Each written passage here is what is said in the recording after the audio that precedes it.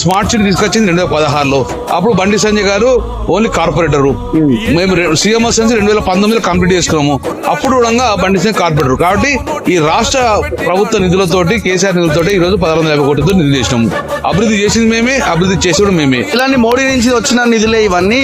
వీళ్ళు పోయి అడిగితే మోదీ డబ్బులు ఇస్తాడా?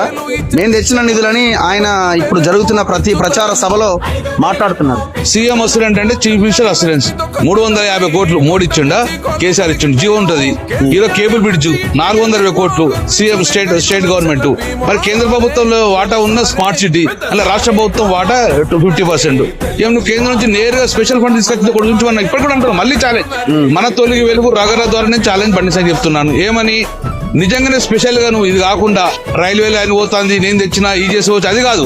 స్పెషల్ గా నువ్వు కొత్తగా జీవో కరీంనగర్ నగరం కోసము ₹2 తీసుకొచ్చిన ఆ జీవోను చూపించండి 7 సంవత్సరాల. లేకపోతే మీరు వేసిన రోడ్ ₹2.12 చూపించండి. స్మార్ట్ సిటీలో పోయినప్పుడు మేము రమ్మన్న కూడా బండి సంజయ్ రాలేదు. సో స్మార్ట్ సిటీలో బండి సంజయ్ వాటా శూన్యం.